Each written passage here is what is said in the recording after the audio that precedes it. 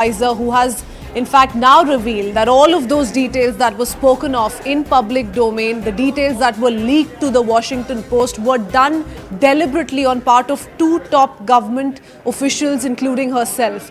This, remember, is the latest confession that's coming from the top brass in Canada, once again stoking a massive controversy back here in India. Now remember, Canada time and again has leveled some very serious allegations, has failed to provide a single shred of proof to substantiate the same. But in the latest, the National Security Advisor to Prime Minister Justin Trudeau in this confession has claimed it was a strategic decision to leak information against India to the Washington Post, while adding that she, along with the Deputy Foreign Minister David Morrison, leaked this information.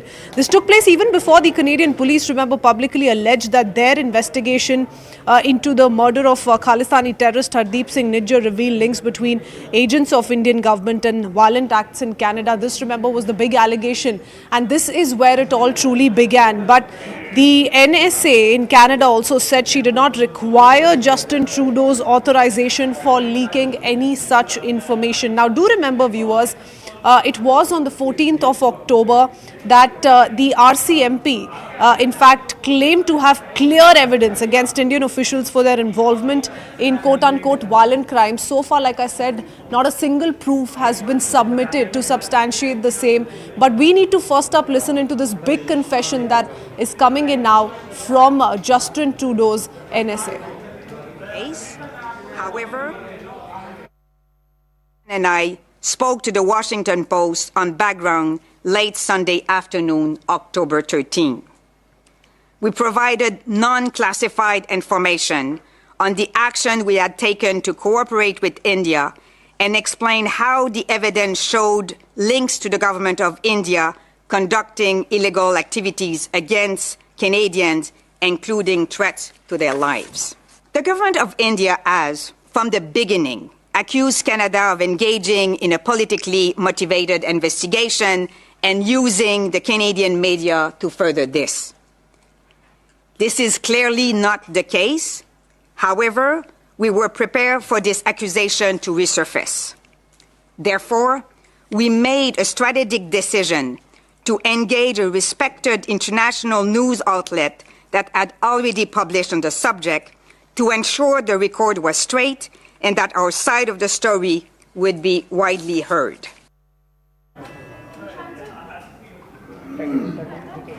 So you heard it from the National Security and Intelligence Advisor in Canada say that all of these confessions were made deliberately. All of these details, I beg your pardon, were revealed to the Washington Post deliberately. It was all part of a larger strategy. Now, do remember, this happened even before the RCMP statement was released. In the briefing, remember, the Canadian officials allegedly provided details of allegations against India's Home Minister as well. So there's lots more than what meets the eye, and that's why what we're waiting for is the official response on part of the Ministry of External Affairs. Ironically, viewers, in all of this, remember, no clear evidence has been shared with India, despite the Indian government asking the Canadian authorities to share some evidence that they have to claim that it was the Indian government that was behind the murder of some of these criminal elements in Canada.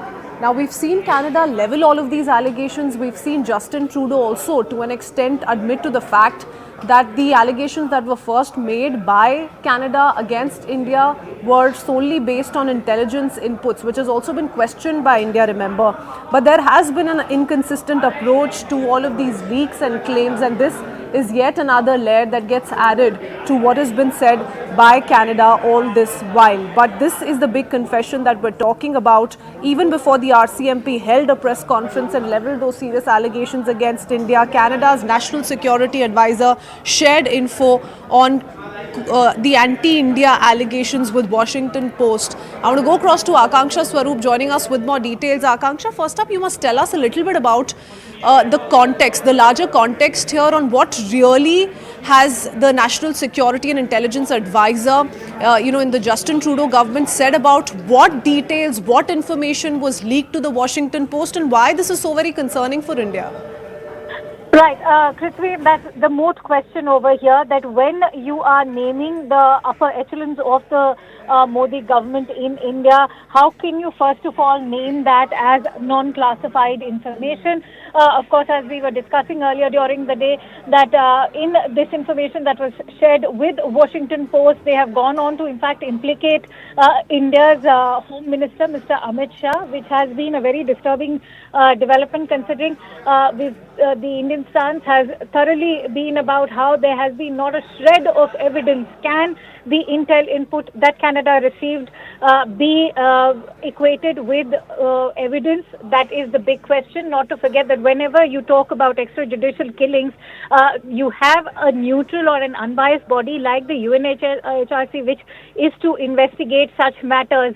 And if you look at investigative process in extrajudicial killings, that too on international soil, the process involves the autopsy, there's collection and analysis of evidence, witness statements are collated, which also go on to determine the kind of death. Was it natural? Was it accidental? Was it suicidal? Was it a homicide? In this case, as far as Nijar's killing is concerned, none of this investigative process and the details which have emerged out of this have been shared with India's diplomatic channels, and that is something that India has thoroughly maintained, that you provide us the evidence and we will take this entire investigation forward, because as far as Gurpatwant Singh Pannu's murder plot is concerned, India has thoroughly cooperated with the United States, but Canada over here on the contrary chooses to make it public. They've gone on to in fact share information with Washington Post. What's utterly shocking and disgraceful, Krithween, is the fact that the NSA is saying that this was a strategic decision,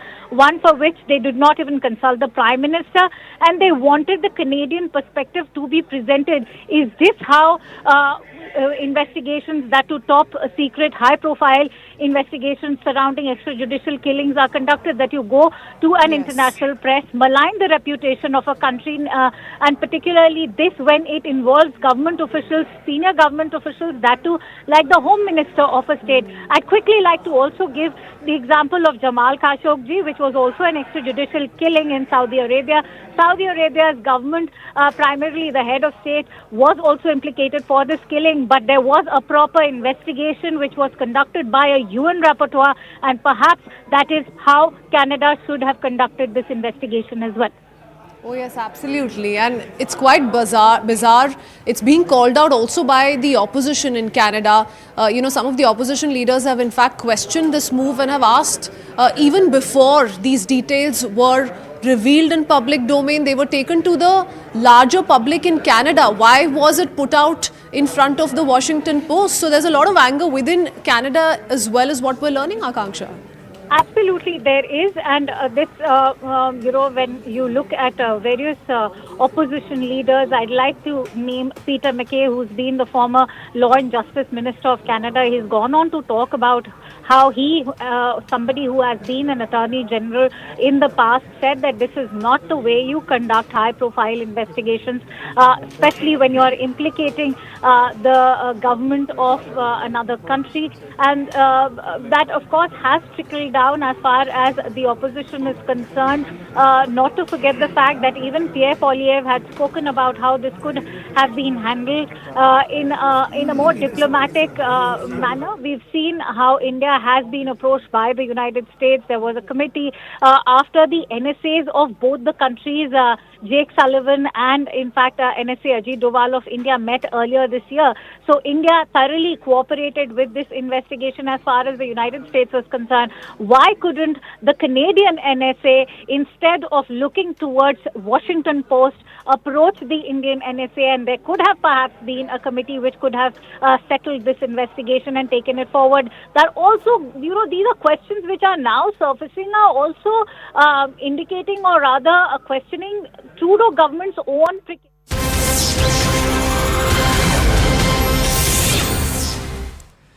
It is Choti Deepavali, ladies and gentlemen. Ayodhya is lit with the record 28 lakh diyas. Yogi Adityanath, the Chief Minister, is in Ayodhya. But more importantly, this is the first Deepavali in 500 years that Ram Lala is Punah Virajman. After the Pran Pratishtha, this is the first Deepavali for Ram Lala, and there is a huge arrangement that's happening. Joining us now is the one and only Kailash Kher. Kailash Kher जी नमस्ते, मैं आनंद बोल रहा हूँ, आनंद नरसिम्हन। फिर आपके साथ सानिध्य का अवसर मिला है, आपसे फिर बातचीत करने का अवसर मिला है, लेकिन कितने शुभ अवसर पर। सबसे पहले तो आपको दीपावली की बहुत बहुत शुभकामनाएं। जी आपको भी आनंद, और बात करके फिर से आनंद हुआ। और तो आज शुभ घड़ी पर बात हो भी रही है। जी राममय है कि नहीं आप? तो राम में तो पूरा भारत है, बल्कि पूरा विश्व में कहूँ तो है, क्योंकि पूरे विश्व में राम भक्त रहते हैं, सनातन को मानने वाले, जीने वाले लोग रहते हैं। और जो सनातन को जीते हैं वो मानवता को जीते हैं, और जो मानवता को अपनाने वाले लोग हैं पूरी दुनिया में, उनके लिए ये सच में बहुत बड़े मनोहारी पल हैं कि भगवान राम का जहाँ मंदिर बन चुका है, रामलला स्थापित हो गए हैं, प्राण प्रतिष्ठा हो गई है, उसके बाद की जो पहली दिवाली है, ये अपने आप में स्वप्न जैसे साकार होने जैसा है। तो क्योंकि देखिए, भावनाओं के प्रति, उमंगों के प्रति उनको बताया नहीं जा सकता, उनको तो महसूस किया जा सकता है। और आस्था जहाँ जुड़ी हो तो वो तो दुनिया की सबसे बड़ी बात होती है। जी, राम के धाम में आज 28 लाख दिए जल रहे हैं, तो राम के धाम का जो एंथम जो आपने गाया था वो तो सुनना बनता है। कैलाश जी, आप हमारे साथ जुड़े हों और मैं आपसे सुर छेड़ने का आग्रह ना करूं, ऐसा तो हो नहीं सकता। अजी मैं तो राम ही राम भजूरी मेरे राम, राम ही पार लगावेंगे, जल थल गगन मंडल में राम, राम ही पार लगावेंगे। क्या बात है। तन मोरा राम, मन मोरा राम, तन मोरा राम, मन मोरा राम, मोरा कण कण हो जी राम ही राम, राम ही पार लगावेंगे। यानी तन राम, मन राम और कण कण भी, भारत का तो क्या, रोम रोम इस पृथ्वी पर जितने भी जीवित आत्माएं हैं वो राममय हो रखे हैं। और ये बहुत ही उमंगों से भरा क्षण है जब विश्व रिकॉर्ड भी बन रहे हैं, और न जाने क्या क्या रिकॉर्ड बन रहे हैं। 500 वर्ष में पहली बार दिवाली मन रही है सच में। जी, आप तो भारत के उत्तर से आते हैं और मैं दक्षिण का हूँ, पर आपके वहाँ भी राम है, मेरे यहाँ भी राम है। ये ऐसा कैसे है? कभी आपने इस बात पर चिंतन किया कि राम पूरे भारत में कैसे इस तरह से समाये हुए हैं? जी देखिए, जब भी ईश्वर अवतरण हुए हैं भारत में, तो ये भारत ही एक ऐसी सभ्यता है आनंद, जहाँ पे भगवान को इस पृथ्वी को अवलोकित करने के लिए स्वयं अवतरित होना पड़ा मनुष्य रूप में। और जब वो मनुष्य रूप में जन्मे तो फिर क्यों, क्योंकि ईश्वर ही अपना रूप बदल कर आए हैं, तो फिर क्या उत्तर और क्या दक्षिण, सबकी श्रद्धा जग जाती है, सबकी आस्था जग जाती है, सबकी भक्तिमय जो जीवन है वो हो जाता है। और मैं इसको इस तरह से देखता हूँ कि भक्ति सबकी अपनी अपनी होती है। उत्तर में हो सकता है अलग ढंग की हो, दक्षिण में हो सकता है अलग ढंग की हो, लेकिन प्रेम तो प्रेम ही होता है, भक्ति तो भक्ति ही होती है, श्रद्धा तो श्रद्धा ही होती है, आस्था तो सबकी अपनी होती ही है। तो बस भारत तो आस्थाओं का गढ़ है, श्रद्धाओं का गढ़ है, भारत तो आध्यात्म की धरती है, और कण कण भारत का जागृत रहता है। क्यों? क्योंकि भारत ही एक ऐसी भूमि है जहाँ तीर्थ होते हैं। जी। तीर्थ, भारत ही एक ऐसी भूमि है जहाँ धाम होते हैं, धाम। भारत ही एक ऐसी संस्कृति है जहाँ परमात्मा, परमेश्वर, भगवान भी अवतरित होते हैं मनुष्य रूप लेकर, और वो मनुष्य जीवन जीकर एक उदाहरण प्रस्तुत करते हैं, आदर्श कैसे जिया जाए, पुरुषोत्तम कैसे हो बना जाए। तो भगवान राम हमारे सबसे बड़े प्रतीक हैं, आदर्श हैं जी। तो आदर्श का जब भी कहीं उल्लेख किया जाता है तो भगवान राम का पहले किया जाता है सर। पहला राम भजन आपने कौन सा सुना? आप तो कई दशकों से गाते आ रहे हैं और सुर तो आपको भगवान माँ सरस्वती ने ऐसे आपको गिफ्ट दिया है, आपको इतना बहुत प्यारा आपको इससे ये किया है, आशीर्वाद दिया है आपको कैलाश जी। मैं तो आपका बहुत बड़ा कायल हूँ। अभी भी आपने सुर छेड़ा तो मेरे रोम रोम में राम बस गए, मेरे रोंगटे खड़े हो गए थे। तो मैं आपसे पूछ रहा हूँ, आपका फेवरेट राम भजन तो कौन सा है? आनंद, सबसे पहले बाल्यावस्था में सबसे पहला जो हमने राम भजन सुना था वो मेरी माँ ने हमको गा के सुनाया था, तो वो हमको आज भी याद है। ठुमकी चलत रामचंद्र बाजत पैंजनिया, ठुमकी चलत रामचंद्र बाजत पैंजनिया, ठुमकी चलत रामचंद्र। क्या बात। किलकी किलकी उठत धाय, किलकी किलकी उठत धाय, गिरत भूमि लटपटाय, गिरत भूमि लटपटाय, धाय मात गोद लेत, धाय मात गोद लेत, दशरथ की रनिया, ठुमकी चलत राम चंद्र, ठुमकी चलत। ये सुना था माँ के मुख से। और मेरी माँ, देखिए क्या है, जो पहले का दुनिया होती थी उन दुनिया में माँ, पिताजी, भारत का सामान्य जन, वो सच्चे सिंसियरली जो भी कार्य करते थे बड़े प्यार से करते थे, आस्था से करते थे, तो बड़ा प्यारा लगता था। तो पिताजी भी जैसे कभी कभी, ऐसे तो मूल पुजारी थे लेकिन कभी कभी गाते थे, कभी हारमोनियम या इकतारा के साथ, तो वो भी अच्छा गाते थे। और जो भी सिंसियरली करने का होती हैं चीजें वो अच्छा ही होता है। फिर उसके लिए जरूरी नहीं कि आप ट्रेंड हों, ट्रेनिंग के साथ आए जी, लेकिन प्रभु की कृपा भी तो है। भावनाओं से करेंगे तो वो कार्य अच्छे लगते हैं। प्रभु की कृपा भी है। कृपा तो भारत के कण कण में है साहब। तो पहला गीत जो राम का आपने जो गाया मंच पर, आज राम की ही बात करेंगे। आपने तो बहुत सारे गीत गाए कैलाश जी, पर आज मैं आपको राम पर ही केंद्रित रखना चाहूँगा। मैं आग्रह तो बहुत सारे हैं, बहुत सारे हमारे व्यूअर्स हैं जो कह रहे हैं आप उनसे ये गवाइए, उनसे ये आग्रह कीजिए, पर मैं आज आपसे बिल्कुल विनम्र होकर यही कहूँगा कि आज राम की ही बात करेंगे, राम की ही धुन में राममय होंगे। तो पहला गीत जो आपने गाया, भगवान राम का जब प्राण प्रतिष्ठा हुई मंदिर जी की तो तब हमने 7 गाने बनाए थे आनंद। तो उनमें से हम एक आपको अब सुनाते हैं। प्लीज। ये उतर रही, ये उतर रही मेरे राम की सवारी हो, स्वागत करता स्वयं मेरे भोले भंडारी हो। हे जी उतर रही, ये उतर रही मेरे राम की सवारी हो, स्वागत करता स्वयं मेरे भोले भंडारी हो। सोने की धरती, रत्नों की नगरी, चमक नियारी हो, स्वागत करता स्वयं मेरे भोले भंडारी हो।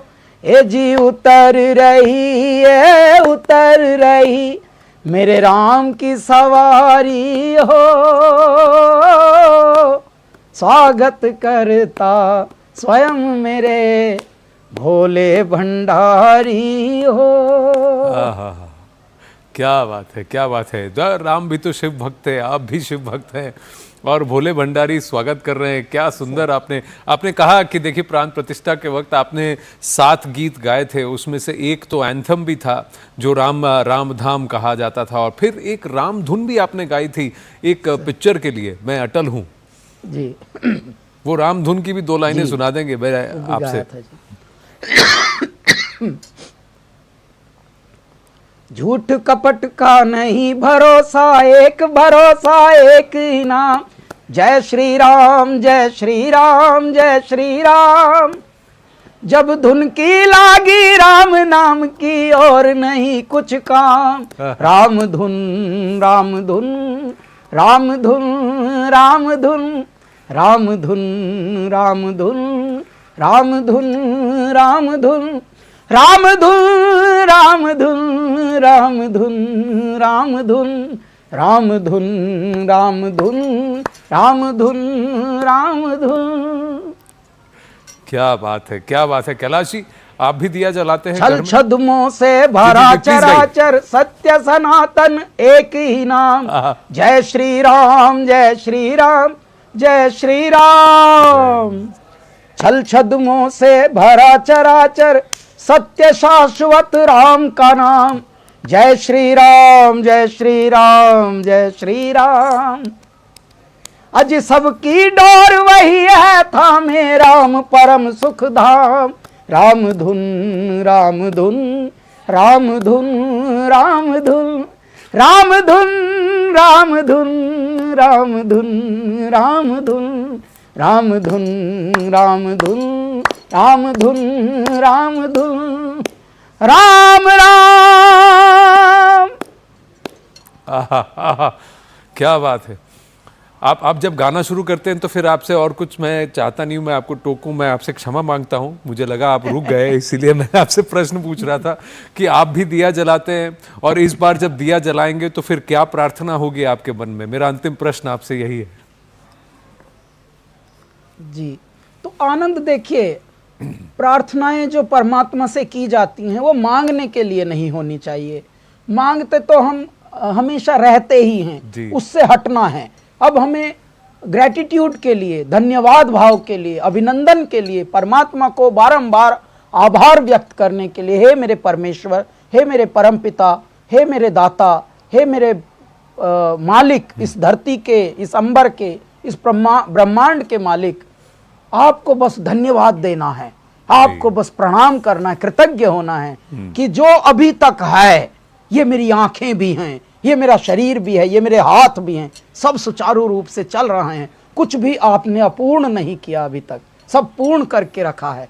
तो इसके लिए मुझे धन्यवाद ज्ञापित करना है बस। ये एक भाव जब आता है प्रार्थनाओं में तो भगवान भी देखते हैं। देखिए, माता पिता भी अपने बच्चों में देखते हैं कि कौन बच्चा ज्यादा चालाक है, कौन ज्यादा स्वार्थी है, कौन ज्यादा सेल्फिश टाइप का है।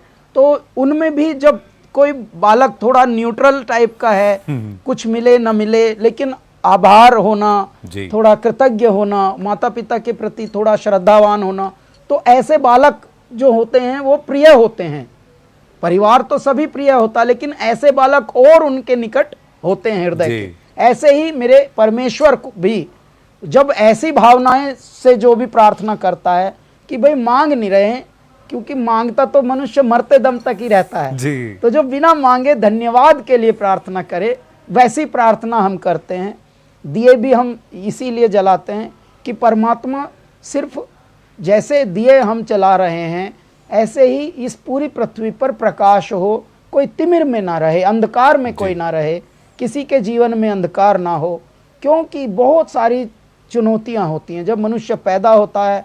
देखिए, कहने के लिए जब उत्पन्न होता है तो सबके यहाँ बड़ी प्योर आत्माएं आती हैं, एंजल्स बोलते हैं अंग्रेजी में, कोई प्रिंस बोलता है, प्रिंसेस बोलते हैं अपने घरों में। लेकिन बाद में बड़े होते होते कंडीशन ऐसे होते हैं कि झूठ भी वहीं पे पनपता है, कपट भी वहीं पनपता है, छल भी, छद्म भी। तो ऐसी दुनिया न बने, अच्छी दुनिया निर्मित हो, इसलिए दिए जलाते हैं ताकि अंधकार मिटे। प्रार्थना इसलिए की जाती है कि हे मेरे परमात्मा, प्रार्थनाओं की बड़ी ज़रूरत है, बड़ी आवश्यकता है।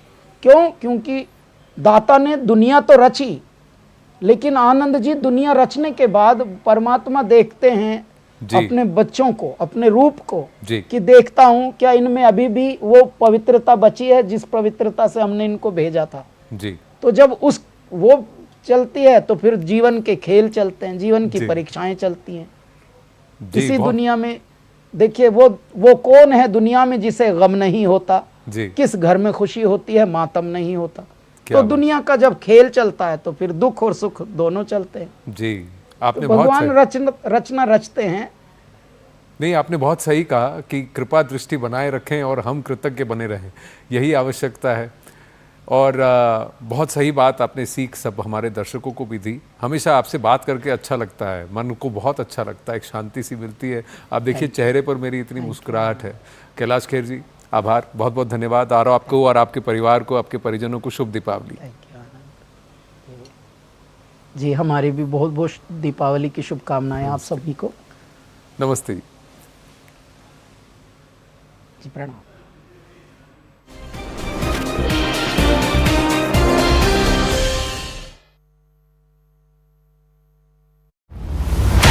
Amid the ongoing tensions between the two countries, Nathalie Drouin, the NSA, to Prime Minister Trudeau of Canada, has made a shocking confession.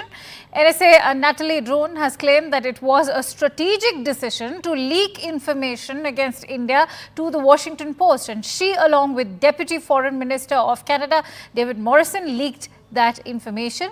The leak took place even before the Canadian police publicly alleged that their probe into the murder of Khalistani terrorist Hardeep Singh Nijjar revealed links between agents of the Indian government and homicides and violent acts in Canada. She also says that she did not require Trudeau's authorization for leaking that information. Listen in as she speaks to the committee.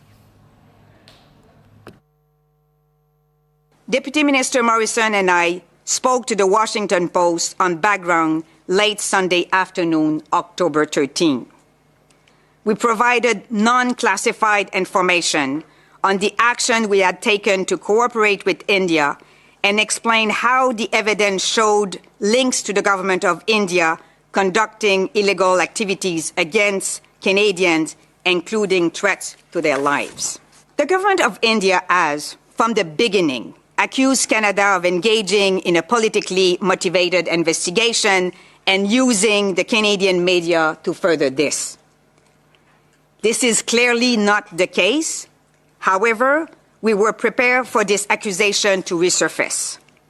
Therefore, we made a strategic decision to engage a respected international news outlet that had already published on the subject to ensure the record was straight and that our side of the story would be widely heard. Deputy. All right, Siddharth Mishra has been tracking that story for us. He joins me on the phone line with more input. Siddharth, before we dive into the larger messaging behind this, important to also share what is the message going out and jog our memories a bit and refer to what Washington Post had actually reported in the first place. Well, it perhaps tells two things. That one, that there is a classified information which was leaked, sensitive information which was leaked to the American press. It shows that how desperate Trudeau government is to implicate India and the senior Indian officials with this case. And the second is that that there has not been any action against these two senior officials of the Trudeau government. This is an ongoing investigation. The charge sheet has still not been filed in the case. There is no evidence which has been put forth by RCMP. Not even a shred of evidence has been shared with the government of India.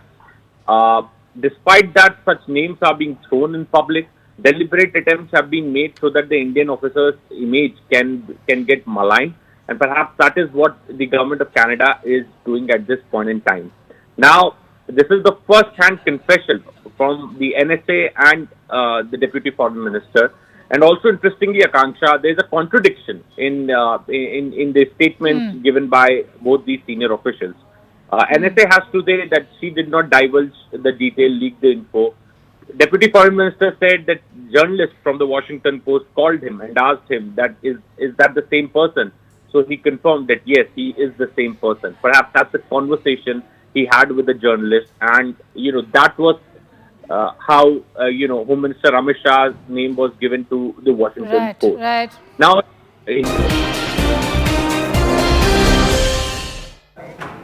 Welcome back. Thanks for staying tuned to CNN News 18. Let's now talk about the allegations leveled by the Congress party in the Haryana Assembly elections. Once the results were declared, the Congress leveled allegations of EVM manipulation. In the latest, the Election Commission has rubbished all of those charges. In fact, Election Commission of India has dismissed the allegations, calling them completely baseless, and has also cautioned against making these sensational claims during sensitive times like polling and also counting. The Election Commission emphasized that irresponsible allegations can disrupt public peace and also sow unnecessary doubts about the electoral process. The Election Commission also affirmed that every stage of the Haryana election was conducted under strict supervision, including the oversight of Congress agents, with the re-verification of 26 constituencies and responses to Congress complaints spanning over 1,600 pages. But the war of words has been continuing. In fact, Congress leader Udit Raj also made a big remark accusing the EC of murdering the democracy. Several reactions have trickled in. Listen in for yourself. How is it possible that after a full day's polling, when a machine is shut down and then it is reopened a few days later for counting, it has 99% battery life? It absolutely defies any law of science that a machine, an electronic voting machine, can be in use for a whole day. Once the machine is powered down, it is stored in a strong room and then brought out a couple of days later, and the votes are counted. The Election Commission should very, very seriously not only consider but take the initiative of taking this country back to paper ballots. As I earlier said, democracy is too precious to be left to technology. Now the manner in which Congress is trying to demean or put an allegation on the dignity of the constitutional institutions, it is not ridiculous. It is surreptitiously suspicious. क्योंकि इसमें एक design, एक motive नजर आता है. जम्मू कश्मीर में EVM सही काम कर रही थी और पंजाब में ईवीएम ने सही काम किया. हिमाचल में ईवीएम ने सही काम किया और दिल्ली में ईवीएम ने सही काम किया. और एक राज्य बच गया, हरियाणा के बगल में राजस्थान, जहां 2018 में सही काम किया था और 2023 में सही काम नहीं किया और केवल हरियाणा में गलत काम किया. मुझे लगता है 99 के नशे में सत्ता को अपनी मान लेने के अहंकार में जो नशे में गाड़ी चला रहे थे, उसके एक्सीडेंट के लिए दूसरे को दोष देने वाले बिगड़े दिल शहजादे जैसे दिमाग की मानसिकता से उन्हें बाहर आना चाहिए. Let me go across to Pallavi Ghosh joining us with more details. Pallavi, the rebuttal that's come in from the Election Commission has happened after re-verification in 26 seats. So tell us a little bit about that entire process, because there's a process that's been cited by the Commission while dismissing all of these charges, wherein they say that, the checks have shown zero EVM manipulation, and still we have several Congress leaders come out to say that the Election Commission is actually in denial. You're absolutely right, Christine. In fact, if you remember, on the day of the counting of Haryana elections, there was a hurriedly called press conference by Jairam Ramesh, followed by dashing off a letter to the EC, alleging that deliberate counting was slow because they want to play a mind game and demoralize the party cadre. Again, the EC had completely rejected it. Again, after the results came out, a delegation of Congress leaders went and made the point that there are at least 18 constituencies on which it showed that the EVMs were defective. 99% battery charge. How is that even possible? The Congress had asked if the EVM machines are being used through the day. Now, the problem, what is happening here is that every time the Election Commission, completely rejects the Congress's allegations as baseless, these kind of allegations start coming in from the Congress timed around elections. Now, again, we are looking at elections in Maharashtra and in Jharkhand. And clearly, this is going to be projected by the BJP as a defeatist attitude already, and excuses are being made by the Congress party because they are sniffing a defeat. And, so this is something which, politically speaking, could boomerang on them. And the point which the BJP just raised, I mean, when you win elections in Telangana, Karnataka and Himachal Pradesh, you don't have any problems with the EVM machines. The same EVM machines being fined in Jammu and Kashmir, not fined in Haryana where you lost. Oh yes, absolutely. And we've heard the BJP also, come out with that scathing commentary against the Congress. Cite some of these examples to make their point. Many thanks, Pallavi, for joining us with your perspective on the same. Let's listen into more reactions that have come in so far. देखिए, election commission ने Congress party के षड्यंत्र को expose किया है। Congress party लोकतंत्र विरोधी party है। It is an anti democracy party. तभी वो हर लोकतांत्रिक व्यवस्था की क्रेडिबिलिटी पर सवाल उठाती है बिना कोई प्रूफ के, हाफ ट्रूथ्स पे और फेक न्यूज पे। कभी इलेक्शन कमीशन पर सवाल उठाएगी, कभी ईवीएम्स पर सवाल उठाएगी, कभी सुप्रीम कोर्ट पर सवाल उठाएगी। कांग्रेस पार्टी को मैं कहना चाहता हूं कि आप इमरजेंसी वाली पार्टी है। आपने संविधान को तहस नहस कर दिया था। आप स्वस्थ लोकतंत्र digest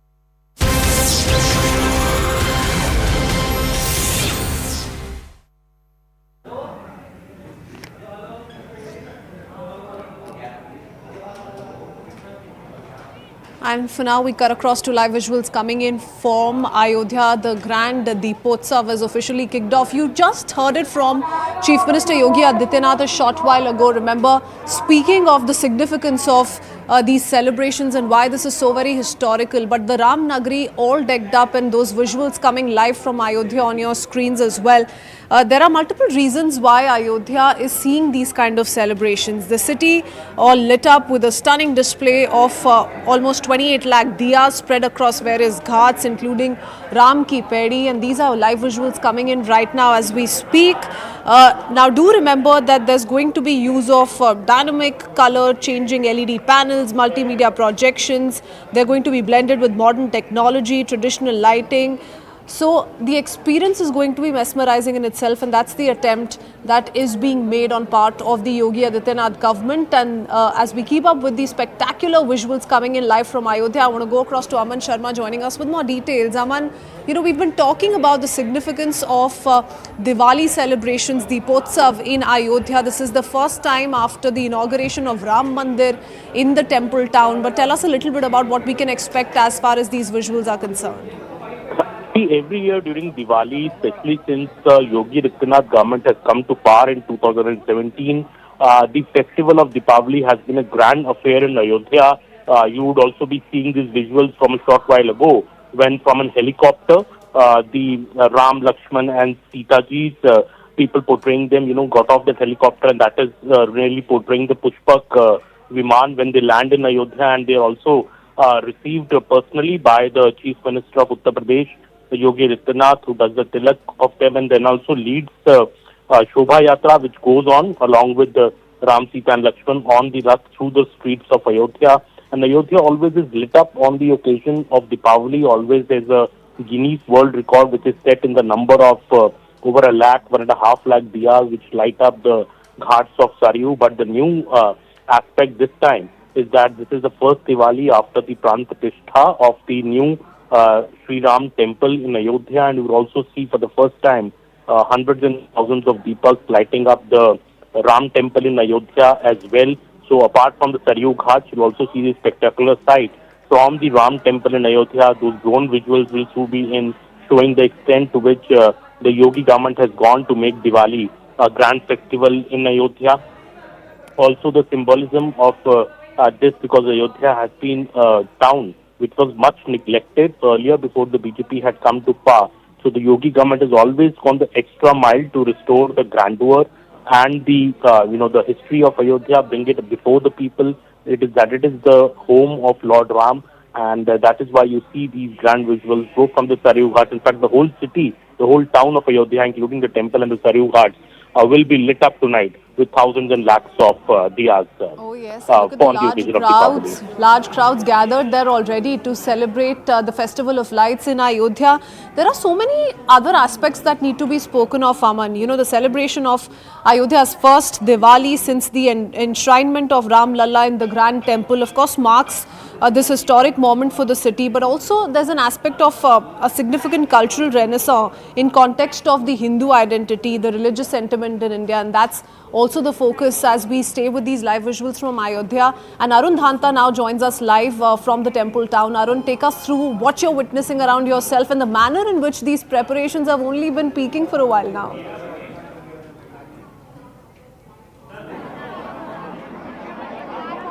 Well, that's right. That's right. I'm in the middle of Ram Ki Paudi, where once again these people are trying to create a record of Guinness Book of World Records by lighting more than 25 lakh diyas. Let me quickly show you a glimpse of this area. You can see these volunteers day in and day out working for this moment when they will be lighting these diyas. And now as we speak, we are witnessing these volunteers are lighting up these diyas here. We'll also try to speak to them and we'll find out what is the emotion, what is the feelings which they have. आप बताइए, आप अब तो दिया जलाना शुरू हो गए, किस तरह की फीलिंग्स है, कितनी आप लोगों ने मेहनत की है इसके पीछे? हमारा 5 दिन का एक पूरा 5 दिन का उत्सव रहता है, जिसमें हम लोग डे 1 से मार्किंग से लेके बिछाने से लेके दिए में बाती लगाने से, कपूर लगाने से, तेल लगाने से लेके 5वें दिन दिया जलाने को पाते हैं. तो बहुत एक्साइटमेंट रहता है, बच्चे बहुत एक्साइटेड रहते हैं, टीचर्स भी एक्साइटेड रहते हैं. 5 दिन तक सारा काम छोड़ के लोग अपने घर का काम छोड़ के इस दीपोत्सव में लगे रहते हैं. It's a very good feeling. और कहाँ मतलब बच्चे, हमने सुना, we heard that students have come from different colleges here. कितने, how many volunteers are working? There are almost more than 32,000 volunteers and अभी प्रेजेंट में आप जिस घाट पे, यहाँ पे 1,51,000 दिए लग रहे हैं और जलेंगे. One of the biggest ghat counting में ये रहता है. तो ये है. और यहाँ पे कॉलेजेस से हैं, यूनिवर्सिटी के से एफिलिएटेड 700 जो कॉलेजेस हैं, उनमें से अवध विश्वविद्यालय का जो अयोध्या का रीजन है, वहाँ के जितने महाविद्यालय हैं उसके बच्चे, इंटर कॉलेजेस के बच्चे इस दीपोत्सव में रहते हैं. So you can see these volunteers, as he rightly mentioned that it's been 5 days since these volunteers are tirelessly working here only for this moment, the Deepotsav, and they of course have this feeling that they want to put this thing into the Guinness Books of World Records once again by lighting 25 lakh diyas everywhere. Wherever camera can go, you can see that the diya lighting has begun here, and it's a very, very special moment for everybody. Very special Deepotsav, very special Diwali, because this year itself we have seen that the temple has been completed, and of course the Pran Pratishtha of Lord Rama has happened. So Lord Ram here is in Ayodhya amongst these people, and that is of course filling them with joy and happiness, and that is adding to this atmosphere what we are witnessing here in Ayodhya. Okay. Arun, continue talking to us, you know, because these are spectacular visuals and so much energy really that can be seen through if we just go by the voices that you're bringing to us. But we also need to quickly talk about these visuals coming in from Ram Mandir in Ayodhya, and you do see Yogi Adityanath, the Chief Minister there, light the diya inside the temple premises. Now, the enthusiasm of the people who've come from all parts of the country to be a part of Deepotsav is worth admiration, and that's what is being spoken of. It can be felt truly. Arun continues to stay on with us. Arun, we heard it from the Chief Minister a short while ago as well. What did he, what is the message that he really sent out, not just to Indians, but also to the international community, because this in itself has turned out to be an international spectacle now?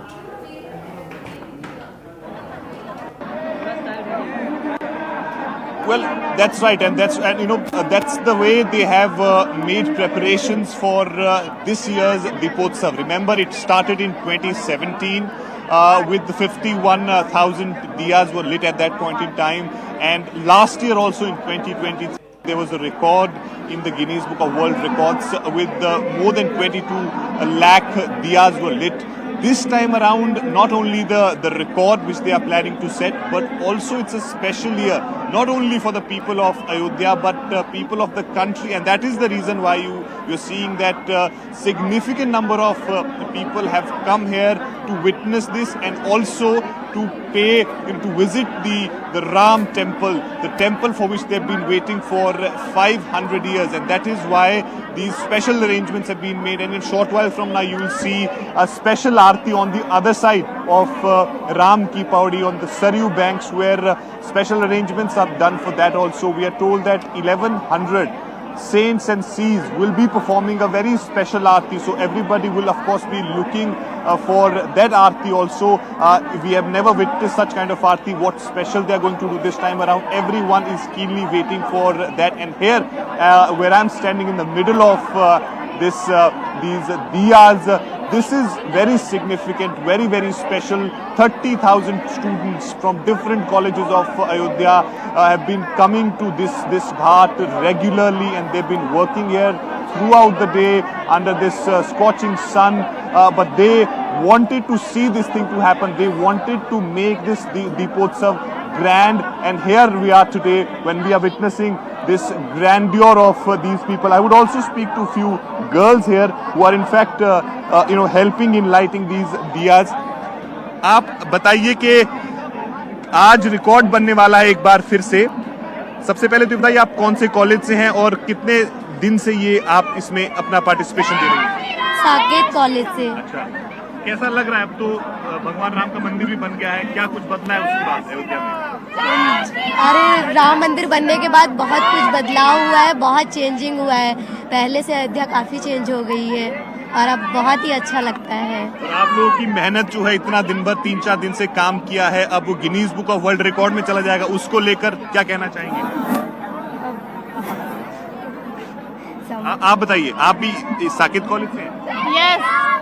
सबसे पहले तो हम कहना चाहेंगे जय श्री राम. जय श्री राम. अच्छा, उसके बाद आप बताइए कि कैसी फीलिंग कैसी है इस बार दिवाली की? दीपोत्सव अलग है, क्या है फीलिंग? तो बहुत ही अच्छी है, सबसे ज्यादा excite.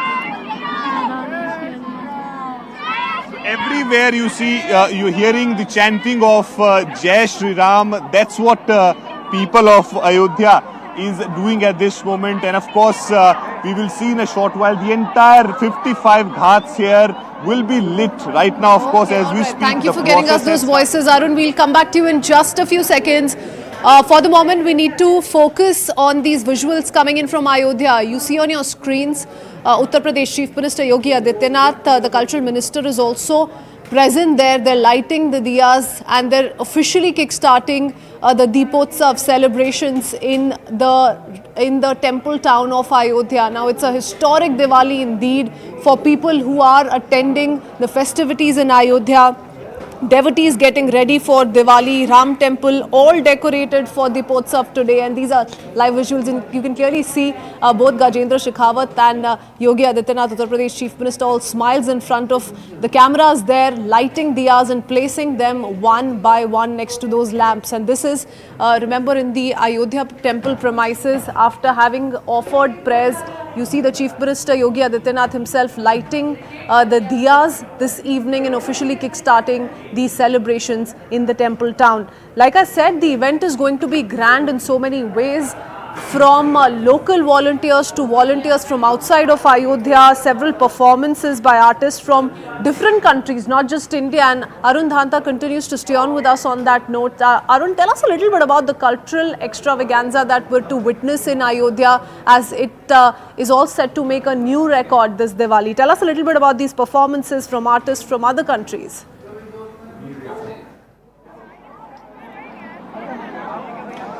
Well, see, 7 to 8 countries, that's what we are told, have their participants here in India. They have done all the rehearsals. And as we all know that, Ramayana has different ways of doing in different countries, whether it is Nepal, Indonesia, or other countries. So as per their country, how they celebrate and how they in fact have this feeling for the Diwali and for Lord Rama, they will be showing it or explaining it through their art, and therefore every country, out of those 7-8 countries, they will have allotted time given to them, and they will perform Ramayan in the way they perform it in their country, and that will also be a new thing for the people of Ayodhya to witness. We have seen, of course, our Ramayan, but how it is being portrayed or shown in the other countries. So that is also going to be a very interesting bit for them to see. And here, where I am standing right now, there is a stage which has been made here. You will see some cultural activities, and in fact, Chief Minister Yogi Adityanath will also come here. He will witness those cultural activities. Then we are told that there is this time around they have planned a different drone show. 80 to 100 drones will be flying across, and then a digital kind of Ram Leela will be performed through that. So people are also looking at that as well, that how that is going to be performed. Even as we speak, we are seeing that multiple drones are in the air, taking different shots, visuals from the top, and these people here on Ram Ki Pedi are early on the special Aarti on the banks of the Saryu River, which will be performed by over 1,100 people. And just so that nobody misses out on those scenes, several hundreds of LEDs have been put across Ayodhya. So we will return with these visuals in just a bit after a very quick break. Arun, we'll be right back. Stay on with us.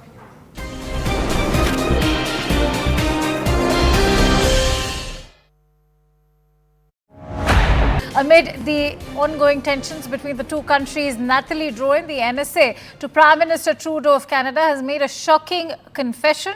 NSA Nathalie Drouin has claimed that it was a strategic decision to leak information against India to the Washington Post, and she, along with Deputy Foreign Minister of Canada, David Morrison, leaked that information. The leak took place even before the Canadian police publicly alleged that their probe into the murder of Khalistani terrorist Hardeep Singh Nijjar revealed links between agents of the Indian government and homicides and violent acts in Canada. She also says that she did not require Trudeau's authorization for leaking that information. Listen in as she speaks to the committee. Deputy Minister Morrison and I spoke to the Washington Post on background late Sunday afternoon, October 13. We provided non-classified information on the action we had taken to cooperate with India and explained how the evidence showed links to the government of India conducting illegal activities against Canadians, including threats to their lives. The government of India has, from the beginning, accused Canada of engaging in a politically motivated investigation and using the Canadian media to further this. This is clearly not the case. However, we were prepared for this accusation to resurface. Therefore, we made a strategic decision to engage a respected international news outlet that had already published on the subject to ensure the record was straight and that our side of the story would be widely heard. Deputy. All right, Siddharth Mishra has been tracking that story for us. He joins me on the phone line with more input. Siddharth, before we dive into the larger messaging behind this, important to also share what is the message going out and jog our memories a bit and refer to what Washington Post had actually reported in the first place. Well, it perhaps tells two things. That one, that there is a classified information which was leaked, sensitive information which was leaked to the American press. It shows that how desperate Trudeau government is to implicate India and the senior Indian officials with this case. And the second is that that there has not been any action against these two senior officials of the Trudeau government. This is an ongoing investigation. The charge sheet has still not been filed in the case. There is no evidence which has been put forth by RCMP. Not even a shred of evidence has been shared with the government of India.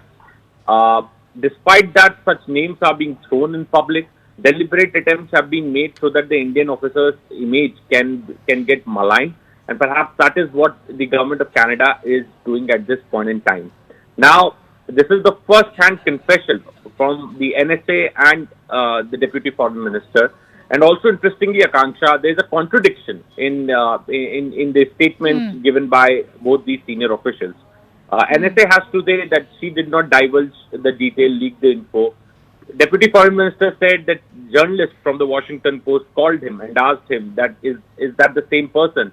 So he confirmed that yes, he is the same person. Perhaps that's the conversation he had with the journalist, and that was how Home Minister Amit Shah's name was given to the Washington Post. Right. Now, Bharat's interests first, always.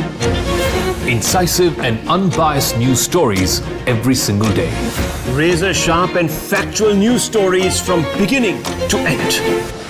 Your favorite news shows at brand new times. Amid the ongoing tensions between the two countries, Nathalie Drouin, the NSA, to Prime Minister Trudeau of Canada, has made a shocking confession. NSA Nathalie Drouin has claimed that it was a strategic decision to leak information against India to the Washington Post, and she, along with Deputy Foreign Minister of Canada, David Morrison, leaked that information. The leak took place even before the Canadian police publicly alleged that their probe into the murder of Khalistani terrorist Hardeep Singh Nijjar revealed links between agents of the Indian government and homicides and violent acts in Canada. She also says that she did not require Trudeau's authorization for leaking that information. Listen in as she speaks to the committee. Deputy Minister Morrison and I spoke to the Washington Post on background late Sunday afternoon, October 13. We provided non-classified information on the action we had taken to cooperate with India and explained how the evidence showed links to the government of India conducting illegal activities against Canadians, including threats to their lives. The government of India has, from the beginning, accused Canada of engaging in a politically motivated investigation and using the Canadian media to further this. This is clearly not the case. However, we were prepared for this accusation to resurface. Therefore, we made a strategic decision to engage a respected international news outlet that had already published on the subject to ensure the record was straight and that our side of the story would be widely heard. Deputy. All right, Siddharth Mishra has been tracking that story for us. He joins me on the phone line with more input. Siddharth, before we dive into the larger messaging behind this, important to also share what is the message going out and jog our memories a bit and refer to what Washington Post had actually reported in the first place. Well, it perhaps tells two things. That one, that there is a classified information which was leaked, sensitive information which was leaked to the American press. It shows that how desperate Trudeau government is to implicate India and the senior Indian officials with this case. And the second is that that there has not been any action against these two senior officials of the Trudeau government. This is an ongoing investigation. The charge sheet has still not been filed in the case. There is no evidence which has been put forth by RCMP.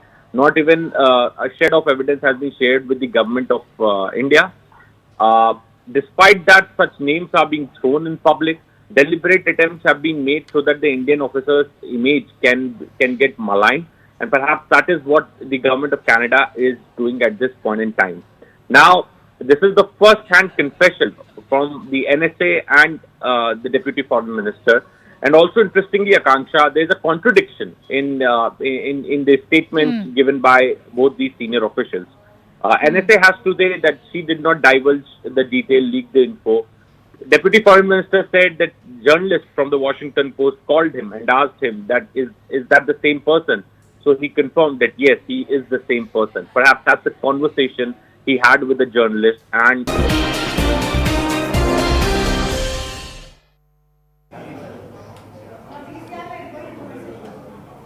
And welcome back. We return with the live visuals coming in from Ayodhya for the grand Diwali festivities. It's going to be historic in so many ways, but the BJP-led UP government planning to light up the city with 28 lakh earthen lamps to set a new world record. And Those exemplary visuals coming in from the temple town of Ayodhya. Deepotsav celebrations officially getting kick-started. They'll feature around 1100 people also performing a special aarti very shortly on the banks of Saryu River alongside Uttar Pradesh Chief Minister Yogi Adityanath, who in fact was spotted in Ram Mandir just a short while ago where he was seen lighting diyas. He also did address the gathering a little before that, spoke of the significance of Diwali festivities in Ayodhya this year. Several Ram Leela functions have been taking place in the temple town. The government has made arrangements to host around 5,000 to 6,000 people at all the ghats with several LED screens set up to broadcast the event live, and that's the scene really coming to light from Ayodhya for the grand Deepotsav festivities. And that's all from me in this edition of Nation at 5. Thanks for watching. Over to my colleague Poonam Burde joining you live on Plain Speak.